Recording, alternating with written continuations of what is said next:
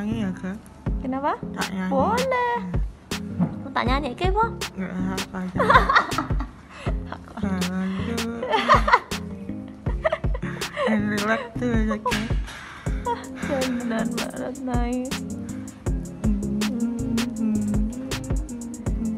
Pasien saya lagi nyanyi.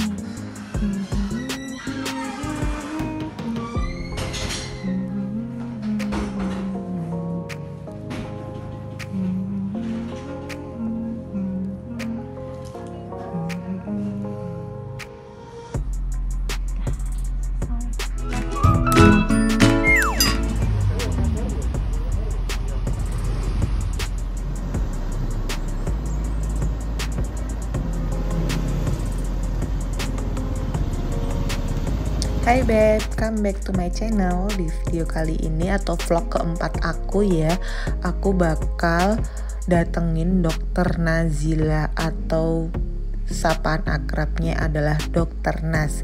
Jadi di video kali ini itu step by step aku kontrol itu nanti akan aku tayangin. Dan ini adalah kondisi gigi aku yang saat ini. Dalam waktu kurang dari setahun itu aku udah ngerasain perubahannya. Gigi geraham aku yang belakang tuh udah maju gitu. Kamu bisa lihat hasilnya, progresnya itu mulai dari vlog 1 aku sampai vlog keempat ini ya. Yang belum tonton video dari awal, buruan cus deh biar kamu tuh ilmunya lebih lengkap gitu ya untuk perbehelan hakiki ini. Jadi langsung aja kita lihat video aku yang pertemuan selanjutnya. Selamat menonton. Ini bawah duluan ya. Nah, ini bawah di sini, boleh di sini, boleh di sini, nggak ada masalah sama sekali. Yang penting nyangkut, oke? Ya, ini lebih bagus. Ini ya. Habis itu gigit. Nah, nariknya pelan-pelan, oke? Dibawa ke sini. Tetap gigit, ya. Jadi ya pas narik ke atas malah jangan buka karena jaraknya nariknya akan lebih jauh. Ya. Nah, ini tarik pelan-pelan, jangan kenceng-kenceng nariknya. Karena kalau nariknya langsung set gitu ininya yang lepas. Ya.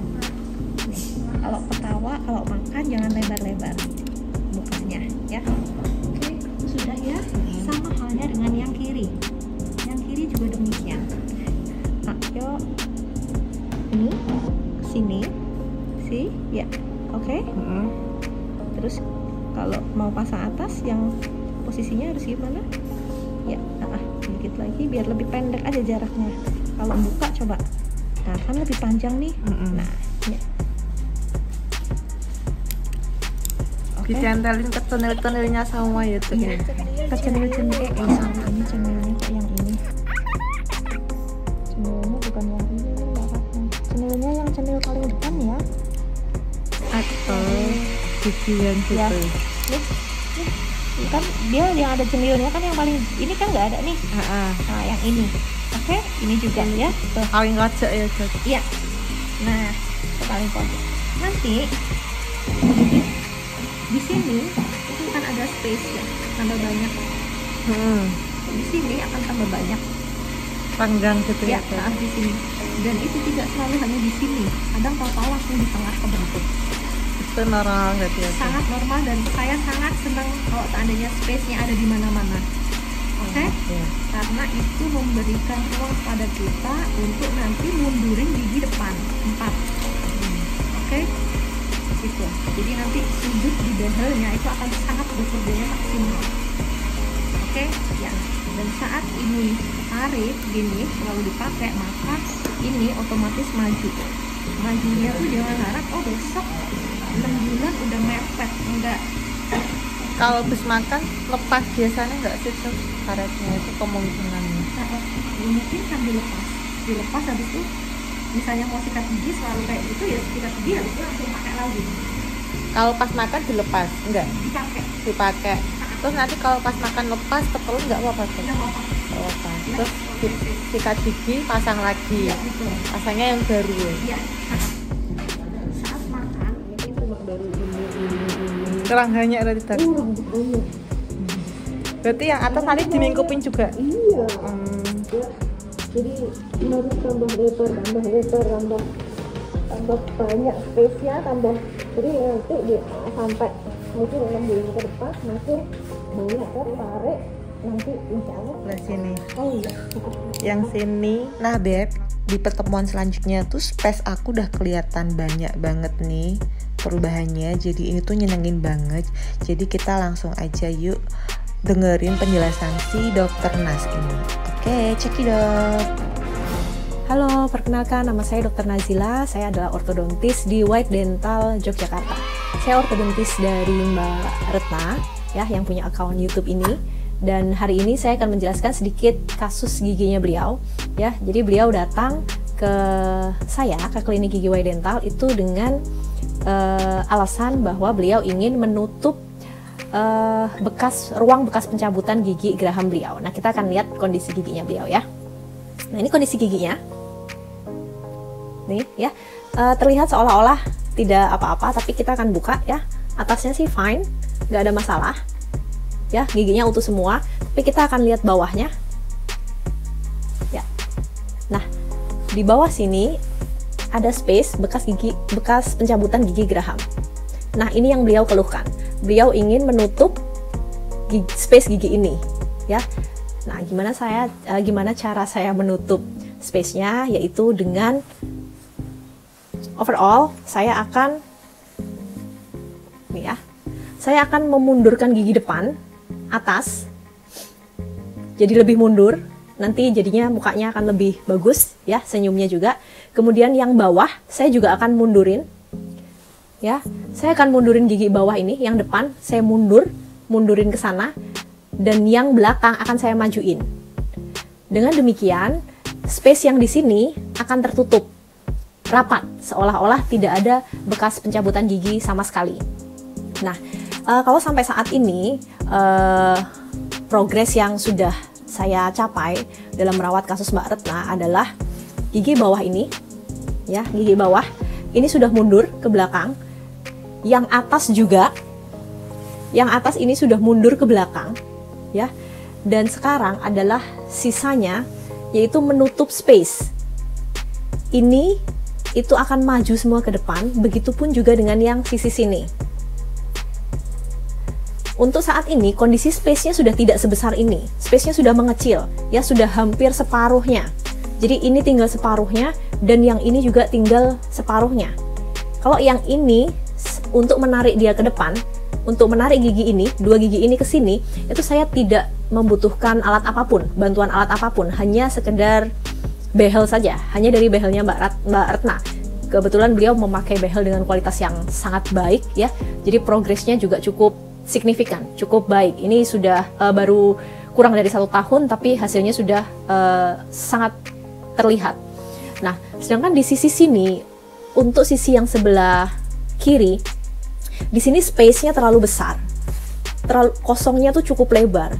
Untuk saya menarik dengan hanya menggunakan behel membutuhkan waktu yang cukup lama, dan nanti takutnya pasien nggak sabar ya, pengen cepet-cepet lepas gitu. Dan setelah saya diskusi dengan Mbak Retna, akhirnya kami memutuskan berdua ya untuk memakai mini implant atau TAD ya. Nanti seperti kayaknya saya udah pernah lihat ya, Mbak Retna ambil video.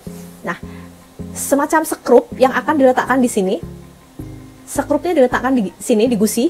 Jadi di anestesi dulu, dibius dulu, kemudian dimasukkan seperti sekrup ya. Sekrup itu kalau di orto namanya mini implant. Nah, skrup ini itu akan bantu menarik gigi ini ke depan, kemudian menarik gigi ini juga ke depan.